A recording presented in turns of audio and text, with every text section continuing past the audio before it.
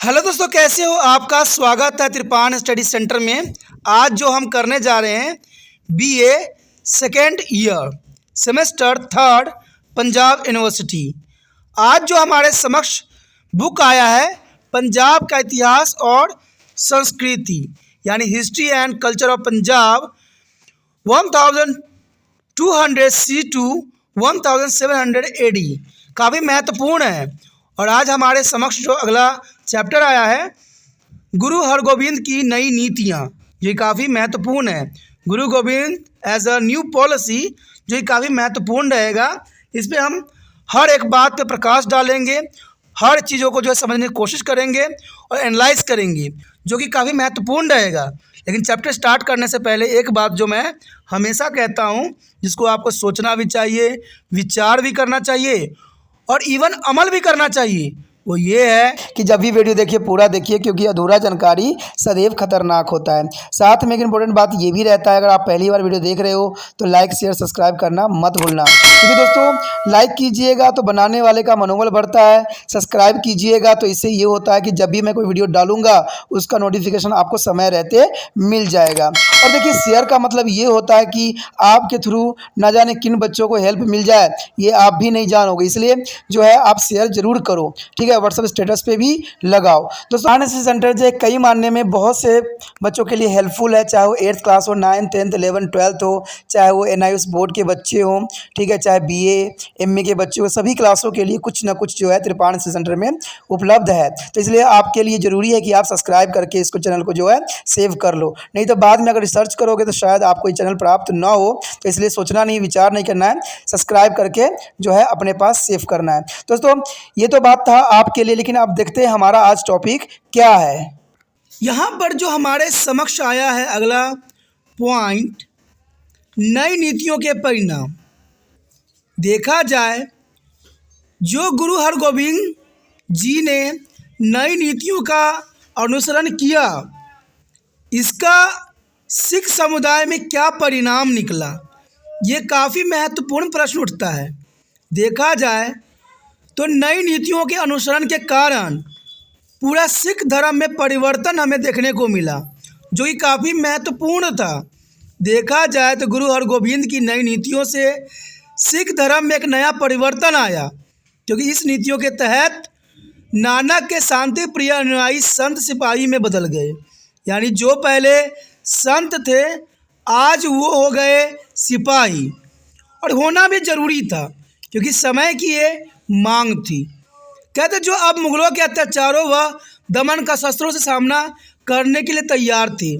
यहाँ पर वो उपदेश नहीं दे रहे थे, वहाँ पर बता रहे थे कि आपके पास अगर सिपाही हो सकता है तो हमारे पास सिपाहियों की कमी नहीं है। हम गुरु होकर जब अपनी प्राण की आहुति दे सकते हैं तो हम एक सिपाही बन के आपके प्राण ले भी सकते हैं। तो इन्होंने मुगलों को ये साफ शब्दों में बता दिया और उनकी अत्याचारों व दमन को शस्त्रों के सामने खड़ा कर दिया। तो ये काफ़ी महत्वपूर्ण है। आगे देखिए तो यह जाटों के लिए आकर्षण का केंद्र बन गया, क्योंकि जाटों को ये बात समझ में आ गया और काफ़ी महत्वपूर्ण आकर्षण केंद्र बना। कहते हैं गुरु जी की अपनी नई नीतियों के तहत सिखों को शस्त्रों से सुसज्जित करने तथा उन्हें कुश्ती, घुड़सवारी, शिकार खेलना आदि जैसे शारीरिक व्यायामों के लिए प्रोत्साहित करने लग गए, जिससे जाट इसकी ओर आकर्षित होने लग गए। उनको भी लगा कि इसमें बहुत ही बदलाव आ चुका है, अब वो नीति नहीं अपना रहे हैं जो पहले अपनाया करते थे। क्योंकि कई लोग ऐसे समर्थक थे जो चाहते थे कि सिखों को जो हथियार उठाना चाहिए और मुगलों के अत्याचार को नष्ट करना चाहिए, क्योंकि सिर्फ बलिदान देना नहीं, कहते बलि लेना भी आना चाहिए। क्योंकि जाटों के प्राकृतिक अभाव आते गुरु जी द्वारा प्रदान किए गए शारीरिक परिश्रम से मिलती जुलती थी, क्योंकि वो उसके आदी थे। इसलिए जब नई नीति अपनाई गई तो कई जाटे जो थे इस नीतियों के कारण काफ़ी आकर्षित हुए, और देखा जाए तो उन्होंने बड़ी संख्या में सिख धर्म को अपनाना शुरू कर दिया, और ये काफ़ी महत्वपूर्ण इस नीति का परिणाम था। कहते हैं अगर आगे हम बात करें, उसके पश्चात हमारे समक्ष आता है सिखों को उनकी बहादुरी के कारनामे प्रदर्शित करने का अवसर भी मिला। ये काफ़ी महत्वपूर्ण थी नई नीतियों के परिणाम के अंतर्गत कि जो सिख संत रूप में जीवन व्यतीत कर रहे थे, अब उनके समक्ष बहादुरी और कारनामे प्रदर्शन करने का ये बहुत ही महत्वपूर्ण मौका मिला। कहते हैं नई नीतियों ने सिखों के मुगलों के विरुद्ध युद्ध में वीरता तथा पराक्रम प्रदर्शन करने का ये महत्वपूर्ण सुनहरा अवसर दिया जो सभी सिख चाहते थे।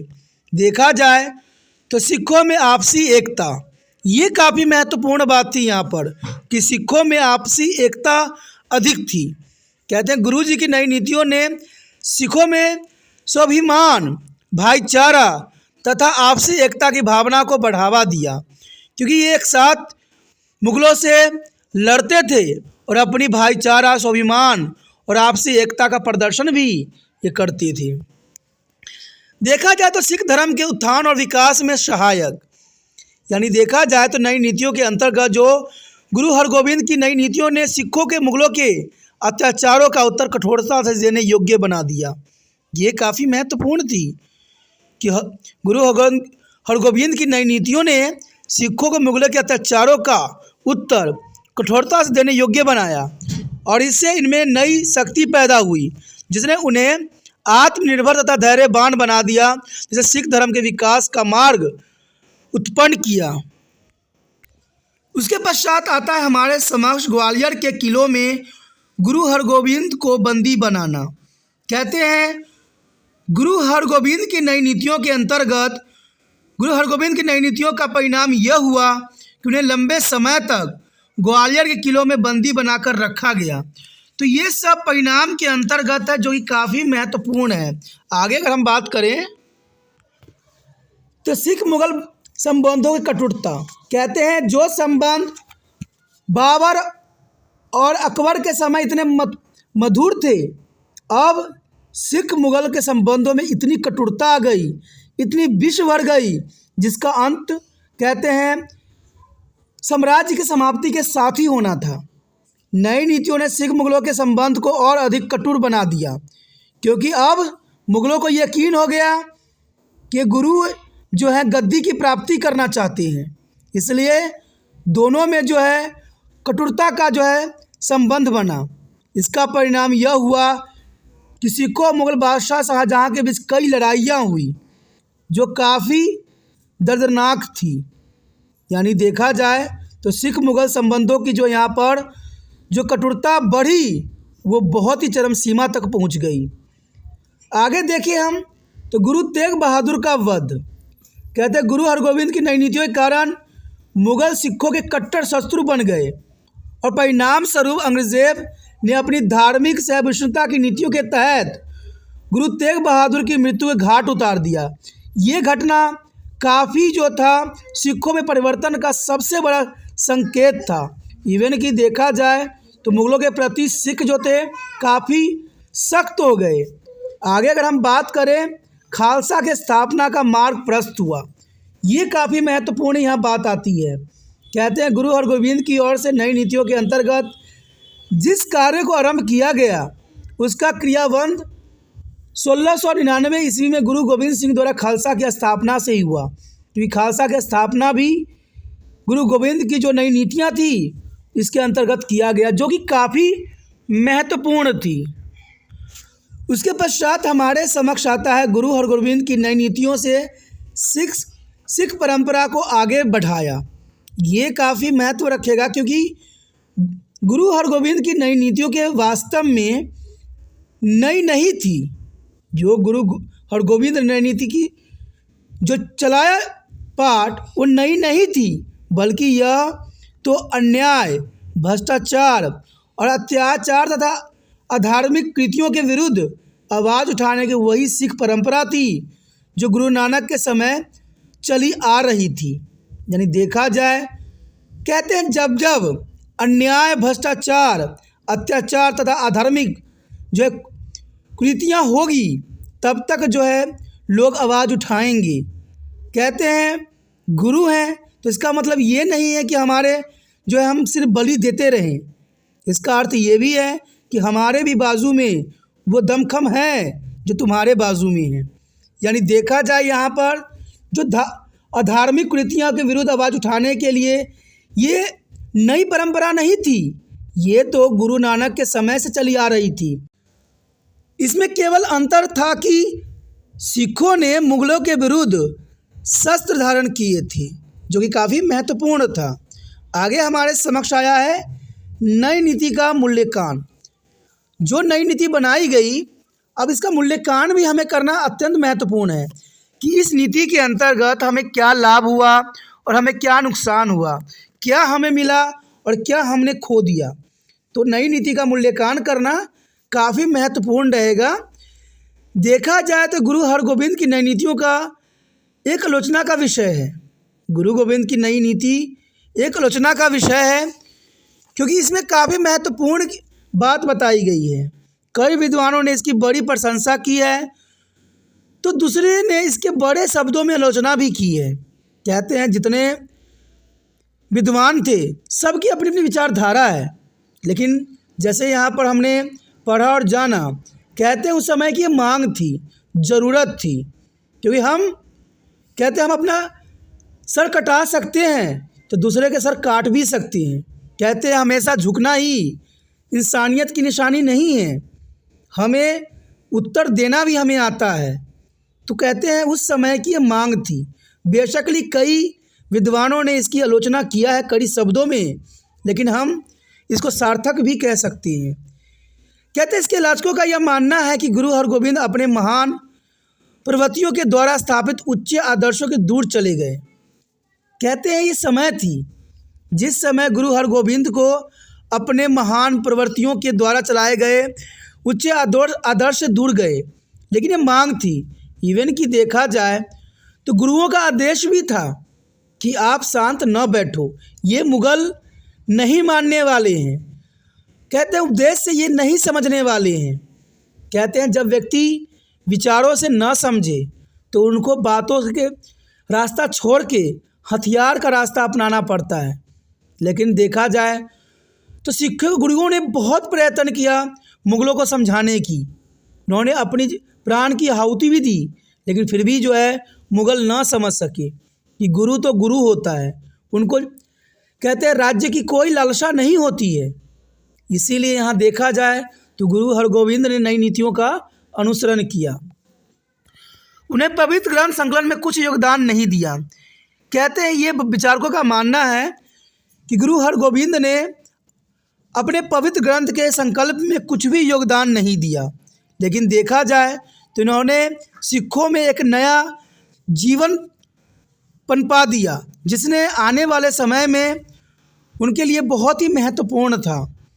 कहते हैं आगे देखें तो राजनीति का लोभ या शस्त्रों की चकाचौंध ने गुरु हरगोविंद को उनके धार्मिक और आध्यात्मिक राह से भ्रमित कर दिया। तो कहते हैं ये विचारकों का मानना है कि चकाचौंध और लोभ और शस्त्रों की जो है चकाचौंध ने गुरु हरगोविंद को धार्मिक आध्यात्मिक राह से भ्रमित कर दिया। यहाँ पर देखा जाए तो हर व्यक्ति धार्मिक नहीं हो सकता, हर व्यक्ति जो है अपना सर नहीं कटवा सकता, क्योंकि सब स्वाभिमानी होते हैं। यहाँ पर बहुत से लोग ये मानते हैं, लेकिन ये बात कदाचित जो है गलत है कि राजनीतिक लोभ ये गलत है, क्योंकि यहाँ गुरु हरगोविंद जी को यहाँ कोई लोभ लालसा नहीं थी। यहाँ पर तो वो अपने अनुयायियों को संरक्षित करना चाहते थे, अपने अनुयायियों को बचाना चाहते थे, सिख धर्म को स्थापना करना चाहते थे, और इसमें कोई गलत नहीं था। बेशक यहाँ पर कई विद्वानों ने इस बात को गलत ठहराया है कि राजनीतिक लोभ तथा शस्त्रों की चकाचौंध ने गुरु हरगोविंद को उनकी धार्मिक आध्यात्मिक राह से भ्रमित कर दिया। लेकिन जैसे उन्होंने रात्रि के समय भजन करने की बात कही थी, वो सब देखा जाए तो वो धार्मिक ही थी, आध्यात्मिक ही था। देखा जाए अगर आगे बात करें तो बहुत से आलोचकों ने ये बोला है कि उनके आलोचकों ने उनकी नई नीतियों का कठोर शब्दों में आलोचना करते हुए कहा कि वे मुगलों के साथ मित्रता की बातचीत करते रहे। ये बात गलत है, क्योंकि आलोचकों का कहना है कि वो मुगलों के साथ मित्रता की बातचीत करते रहे हैं, लेकिन ऐसा नहीं देखने को हमें कहीं मिला।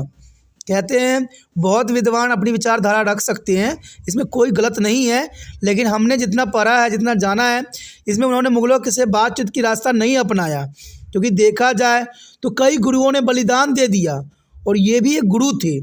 गुरुओं के बलिदान गुरु समझते थे, क्योंकि उन्होंने भी मित्रता का हाथ जो है मुग़लों के समक्ष रखा था, मित्रता करने की कोशिश की थी, लेकिन मुग़लों ने अपनी बात रखते हुए उन्होंने मित्रता की कोई भी संधि नहीं अपनाई और सिखों के गुरुओं को जो है हत्या की, जो कि काफ़ी निंदनीय था। उसके पश्चात अगर हम बात करें तो काफ़ी महत्वपूर्ण यहाँ पर आता है कि सिख धर्म के रोज़मर्रा के धार्मिक गतिविधियों के स्थान पर वो एक मुक्कर जीवन जी रहे थे और उन्होंने सैन्य प्रशासन के अधिक महत्व दिया। कहते हैं आलोचकों का जो विचार है सही है, लेकिन इसमें एक बात कदाचित उचित भी नहीं कह सकते हम, क्योंकि आलोचना करना उनका कर्तव्य है, लेकिन सिख धर्म के रोज़मर्रा की धार्मिक गतिविधियों के स्थान पर वो जो है घुमक्कर जीवन जी रहे थे। उन्होंने सैन्य प्रशासन का अधिक महत्व दिया।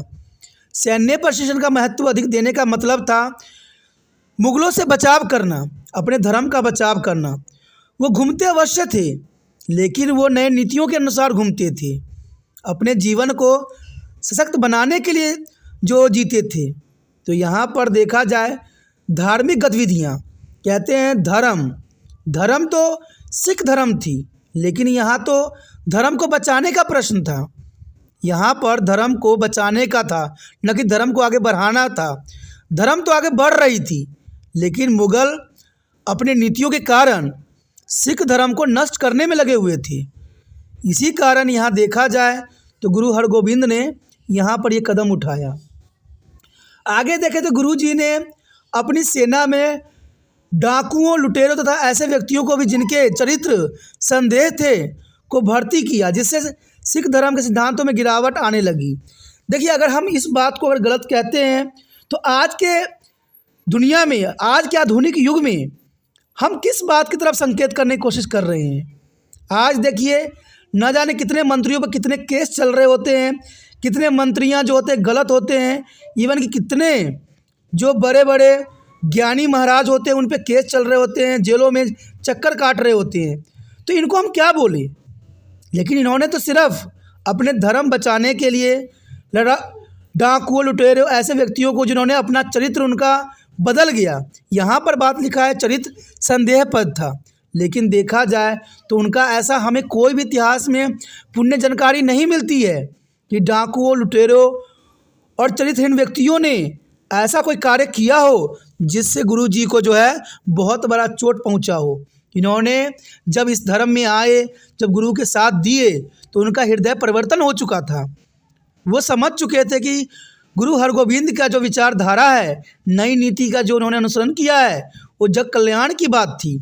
इसलिए सभी को जो यहाँ पर गुरु जी को जो आलोचना की गई है ये गलत है। कहते हैं सिख धर्म को सिद्धांतों में गिरावट आने लगी, ऐसा नहीं था। सिख धर्म में और व्यक्ति सम्मिलित होने लगे, क्योंकि देखा जाए सिख धर्म एक ऐसा धर्म है जिसमें हर व्यक्ति को आने का पूर्ण स्वतंत्रता है और इसमें किसी प्रकार की रुकावट नहीं है।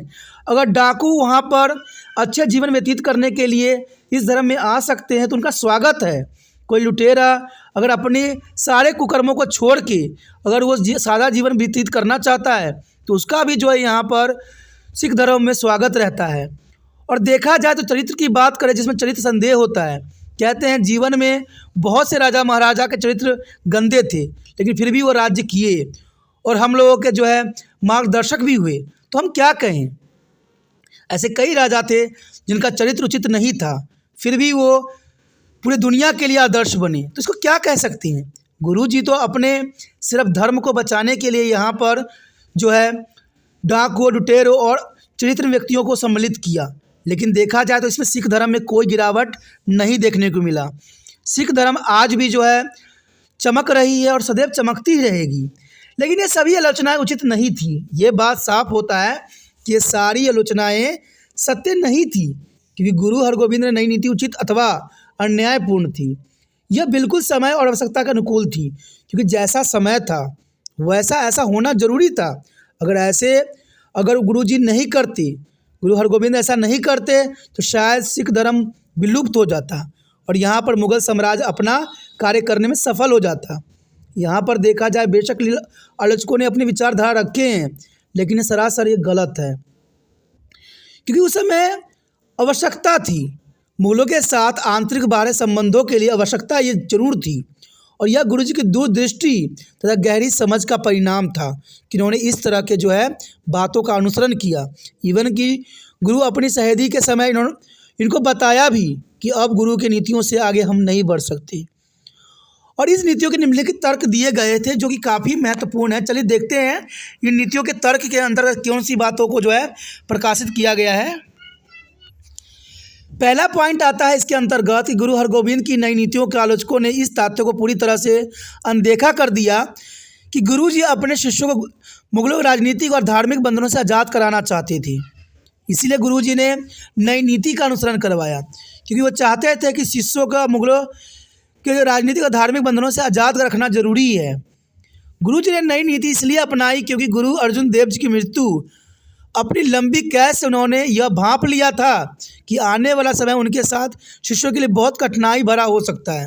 क्योंकि देखा जाए बहुत से आलोचक ने ये बोला है कि गुरुजी ने अपने लिए किया, लेकिन उनको शायद ये बात नहीं पता है कि काफ़ी लंबी समय तक उन्होंने जो है जेल में काटी थी, कैद में काटी थी, और वहाँ पर वो भाप गए कि यहाँ पर मुगलों का जो है विचारधारा सिखों के प्रति उचित नहीं है। इसलिए इस तरह के जो है उन्होंने नई नीति का अनुसरण किया।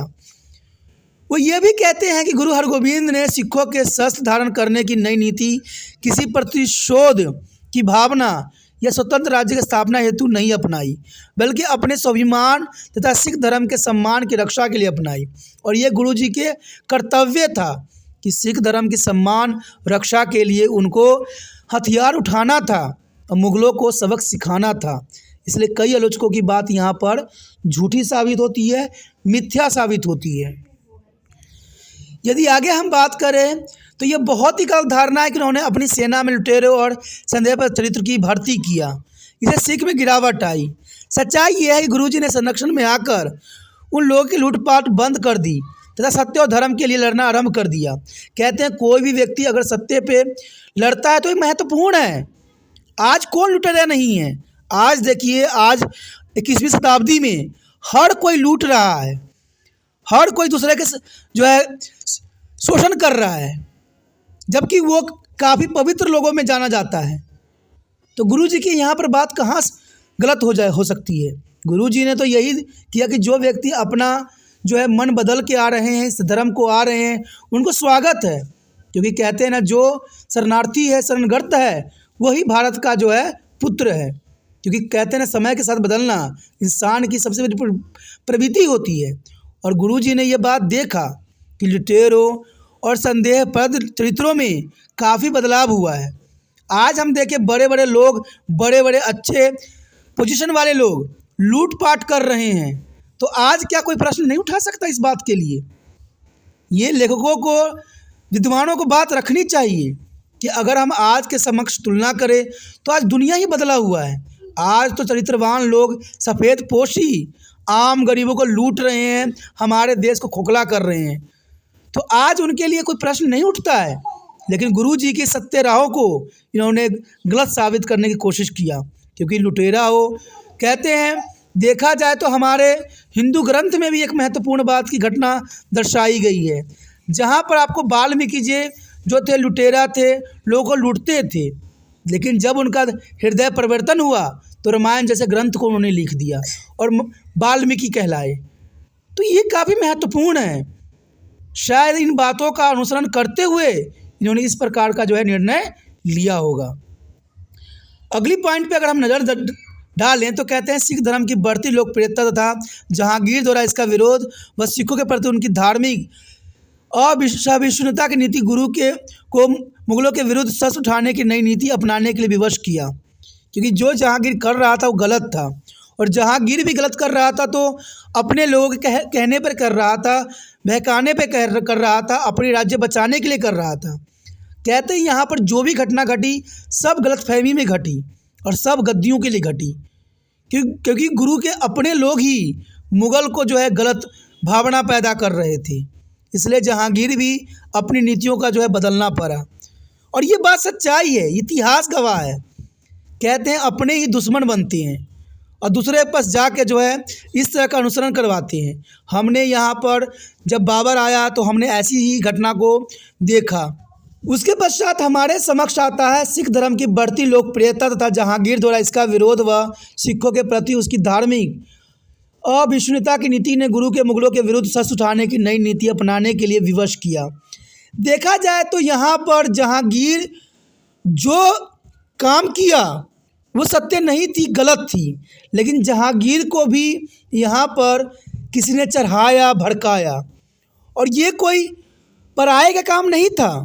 कहते हैं गुरुओं में जिनको गुरु गद्दी प्राप्त करने की जो लालसा थी, आपने यहाँ पर नाम कई व्यक्तियों के सुना जाना जिनका नीति जो था गुरुओं को गद्दी प्राप्त करना था, और इन्हीं कारणों से वो जहांगीर को भड़काया, उनको ये बताया कि गुरु जो है उनके साम्राज्य को ख़त्म करना चाहते हैं, जिन कारणों से जहांगीर जो है सिख गुरुओं के खिलाफ हो गया। तो यहाँ कहते हैं परिस्थिति ही एक विकट बन गई, परिस्थिति जो थी विकट बन गई क्योंकि अपने ही दुश्मन बन गए, और इन्हीं कारणों से जो है जहांगीर को भी जो है असहिष्णुता की नीति शुरू करने पड़े। देखा जाए तो गुरु अर्जुन देव ने मुगल बादशाह जहांगीर के अहंकार की प्रकृति का पर्दाफाश किया तथा अपनी शहादत से पूर्व अपने बेटे हरगोविंद के जो है मुगल दमन चक्र के विरुद्ध सशक्त शुष्क होने का आदेश भी दिया। तो ये काफ़ी महत्वपूर्ण है। कहते हैं यहाँ पर देखा जाए तो हरगोविंद जी ने ऐसा कुछ भी नहीं किया, ये तो सिर्फ अपने पितृ प्रेम को निभा रहे थे, क्योंकि गुरु अर्जुन देव जी ने साफ शब्दों में कह दिया कि मुगल जो हैं बातों से और उपदेशों से समझने वाले नहीं हैं, इनके प्रति हथियार उठाना ही एक सच्चे सिख का निशानी है। इन्हीं कारणों से जो है यहाँ पर गुरु जी ने इस तरह का जो है नई नीति का अनुसरण करवाया। कहते हैं गुरु जी ने लोगों के आध्यात्मिक आवश्यकताओं की देखभाल के साथ साथ सिखों की सांसारिक शक्तियों का भी ध्यान रखने तथा उन्हें सुरक्षित रखने का यत्न किया। और ये बात साफ होती है क्योंकि आपने देखा होगा गुरुजी ने रात्रि के समय भजन करके जो है स्वर्ण मंदिर के आसपास चक्र लगाने की जो प्रथा चलाई वो इन्हीं के समय काल थी, और ये काफ़ी महत्वपूर्ण है। तो हम ऐसे कैसे कह सकते हैं कि उन्होंने आध्यात्मिक से वो दूर चले गए, वो आध्यात्मिक भी थे और अपने धर्म को भी समझते थे और अपने शिष्यों को बचाना चाहते थे। इन्हीं कारणों से उन्होंने इन चीज़ों का अनुसरण करवाया। कहते गुरु हरगोविंद की नई नीति सिख विचारों के अनुकूल थी, जिसके अनुसार धार्मिक अत्याचारों, भ्रष्टाचार, लोगों के राजनीतिक तथा आर्थिक शोषण के विरुद्ध आवाज़ उठाना अति आवश्यक था।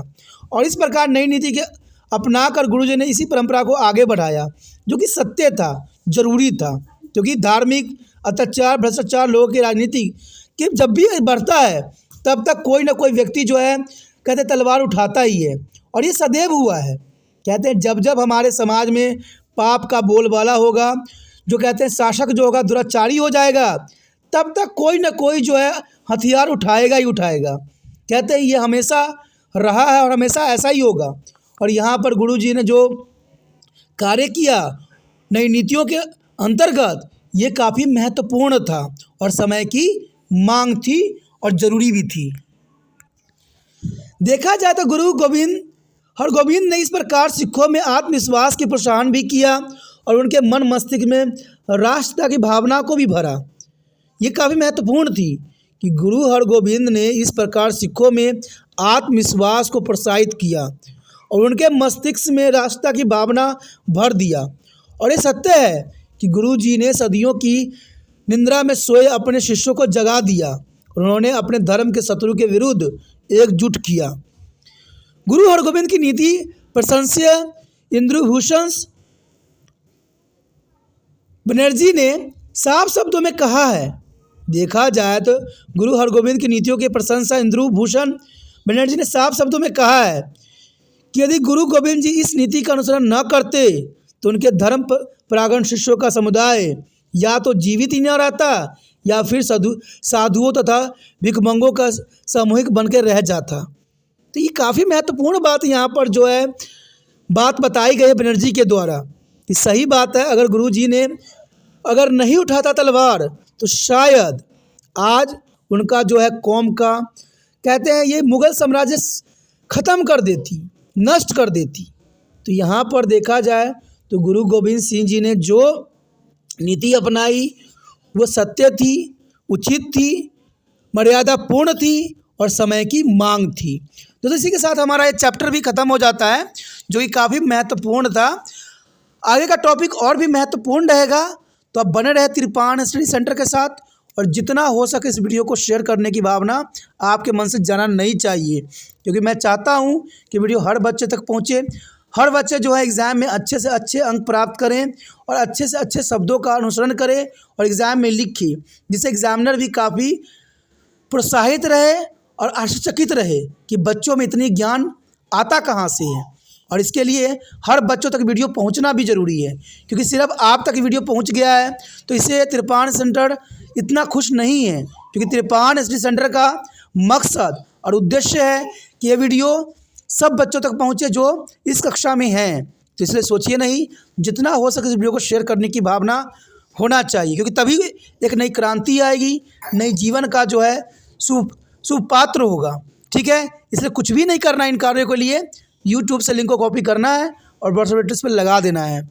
पहली बार मेरे चैनल पे आए हो, पहली बार वीडियो देख रहे हो, तो जनरल सी बात है दोस्तों, अगर आप चाहते हो कि और भी वीडियो आपको मिले समय समय पर, तो चैनल को सब्सक्राइब कीजिए। सोचने वाली बात नहीं है यहाँ पर। जो समझ में आए, अच्छा लगे, उसको अपने पास रखने में ही भलाई है। नहीं तो कहते हैं समय निकलते देर नहीं लगता है, कहीं आपसे दूर ना हो जाए। इसलिए अच्छा है कि चैनल को अपने मोबाइल में सेव कीजिए और समय समय पर वीडियो का नोटिफिकेशन प्राप्त कीजिए और एग्ज़ाम में अच्छे अंक प्राप्त कीजिए।